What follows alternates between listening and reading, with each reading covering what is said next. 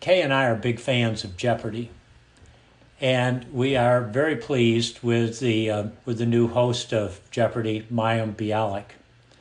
We really liked her best among all the guest hosts, and have especially enjoyed her, except for one thing.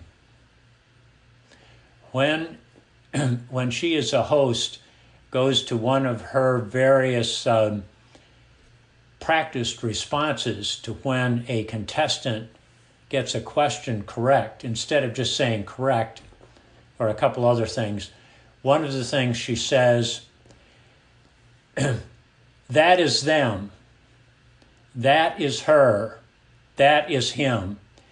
And I see your facial expression, Allison, and I do the same thing. It just makes me cringe inside. And this is a woman who has a PhD in neuroscience from UCLA and has spent all this time on television. You would think that she would know how to conform to the grammar rules that were imposed on me by my grammar drill sergeant mother. It was a big deal in our house that you spoke correctly. So by the time I got to fourth grade and we started getting all of those grammar tests, even though I didn't understand any of the principles of grammar, I could ace them all because I never heard anybody speaking ungrammatically, except when Rob or I or our brother Tim did, and my mother swept in and corrected us, perhaps with an aggressive tone. So that became part of my identity. I mean, I got to ace these tests. I knew how to speak correctly. And I remember when I was maybe a sophomore or junior in high school, I was visiting a friend of mine, and he had an older sister. And his older sister was dating a guy named Leon.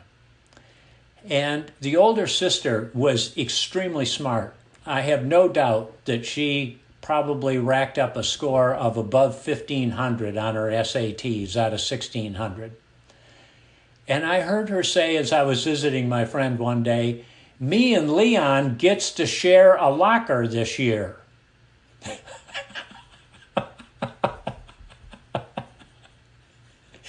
And I came home and reported this. And of course, this became a catchphrase in the household. So beginning as early as 7, 8, 9, maybe even younger, my identity was shaped by my drill sergeant, grammatical drill sergeant mother, and how diligent she was about it. So when I hear Mayim Bialik say, that is them, it just really grates. And I take it personally. My inclination is to take it personally. How could this person, who's so well educated, so experienced on camera, be speaking so incorrectly? And of course, it has nothing to do with me. She doesn't know me from anybody. And I suspect that even an invitation to her to say, that is they, that is she, would go even deliberately ignored, because saying that is them, me and my sister get to do something, has become sort of the traditional vernacular. Life changes, it's impermanent, everything shifts. And so why I'm still taking all this permanently is not beyond me. I understand it very clearly because it was so much a part of my growing up. It was so much a part of an identity that I formed for myself. When I finished graduate school, I went to work for the Federal Reserve Bank here in Richmond. And one of the things that we did was write for the monthly publication. And we were very, very rigorous in our use of the language, not just grammar, but beyond that, syntax, language, trying to make complicated economic ideas accessible to the general public, to people who weren't overeducated on the subject. And so I continued this effort at that time. It became another part of my identity. I've given, I don't know how many speeches over the years, and my point of emphasis in doing it has always been to be really clear, to make things comprehensible and understandable. Again, this is part of my identity. So when I hear somebody not speaking that way, I take it personally. And of course, it's not personal. It's not personal at all. So one of the ways of dealing with that, for me, is to find a little sense of space. Just find a little spaciousness and say, you know what, this isn't about me. This is about how things are these days. And life continues to unfold and change, and I've adapted in all kinds of other ways. I can adapt in this way as well. So let's do a little work now with our own personal experiences that in those situations in which we take things personally. So again, I won't use the bell this morning. I'll just get us started in our meditation practice by inviting you to find a place, find a way to sit comfortably, to take a couple of deep breaths, letting go of any of the extra tension and energy that is built up.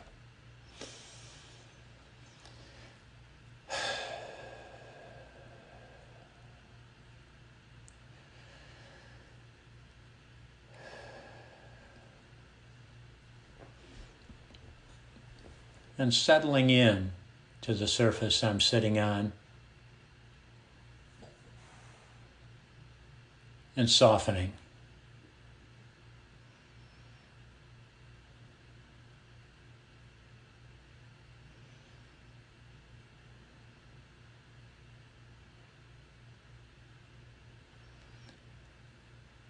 And grounding myself,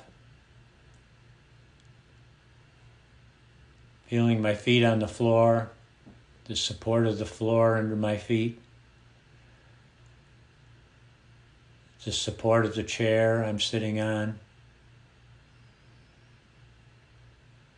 feeling grounded and present.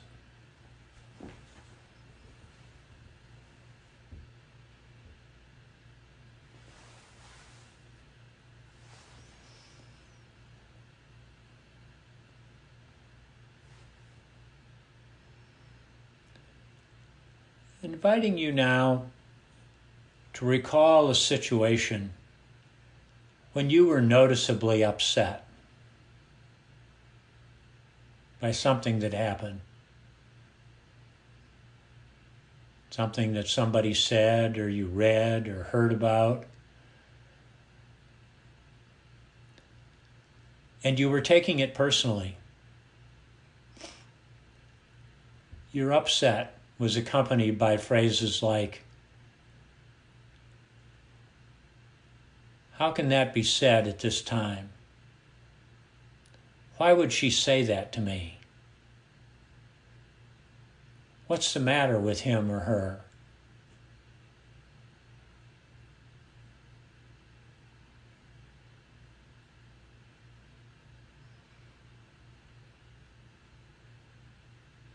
Putting yourself back in that situation. What was happening? Where were you? Who was present?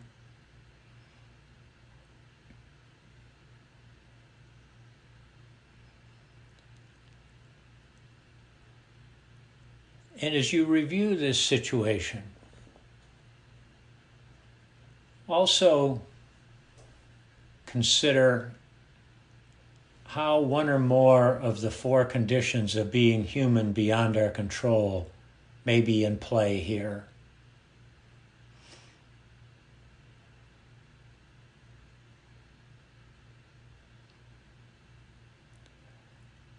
Especially prevalent can be these situations, these experiences we had when we were young, how our sense of identity is shaped.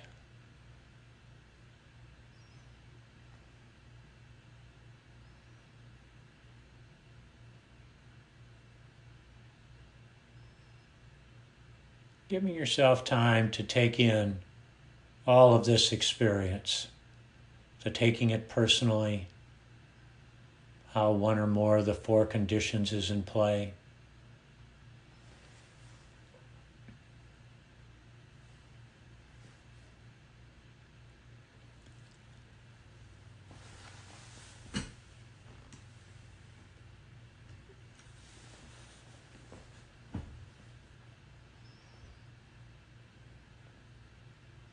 And noticing what thoughts are arising around this experience. What emotions?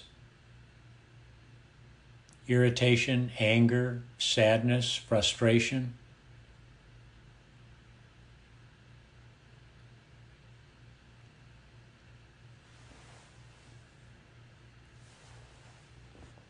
And expanding your awareness to your body. Noticing what sensations are accompanying this experience and where in your body they are.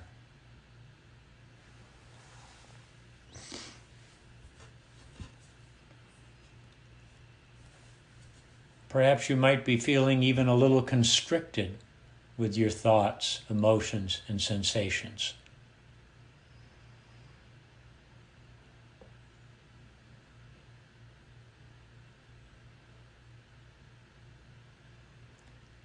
This is the time to cultivate some spaciousness. And beginning by taking a couple of deep breaths.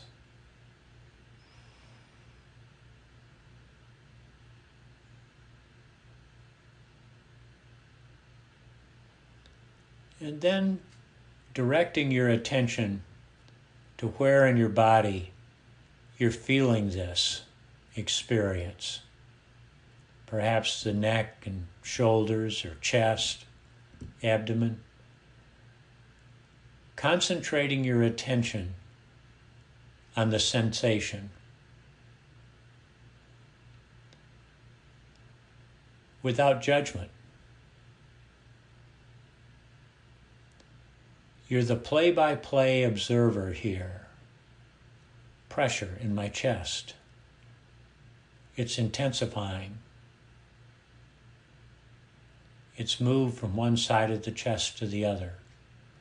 Whatever is happening.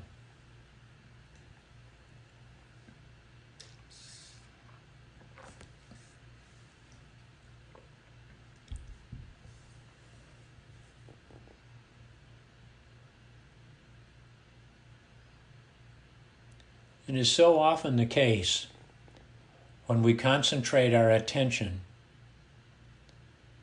on the physical sensation, it begins to diminish, following the natural cycle of our nervous system. Unless, of course, our attention wanders back to the experience that was unpleasant, to the comment that was triggering. And then we feel it all start up again.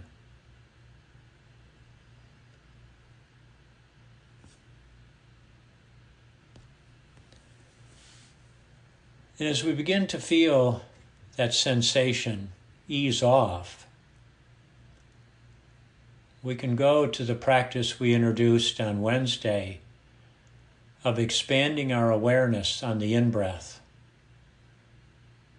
expanding it beyond that sensation to the surface we're sitting on.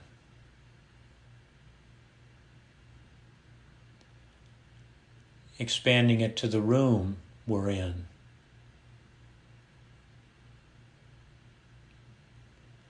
And on the next in-breath, expanding it to the building in our neighborhood and beyond. giving ourselves this very broad perspective. And now asking ourselves the question, was this experience really about me?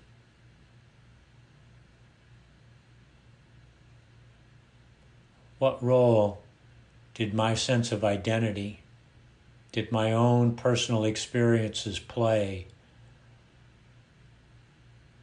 in this unpleasant experience?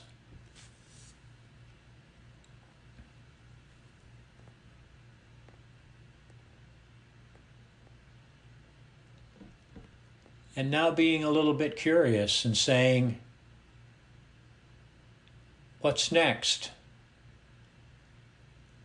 How might I have taken this experience differently?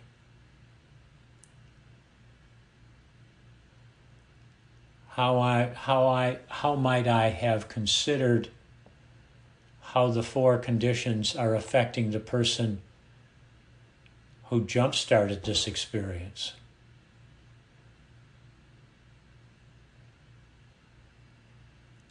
Shifting ourselves into the area of possibilities.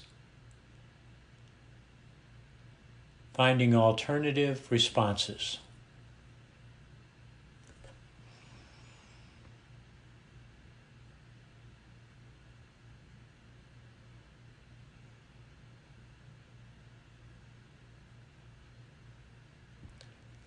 And now taking a deep breath and offering yourself a little kindness for your willingness to engage in this challenging experience.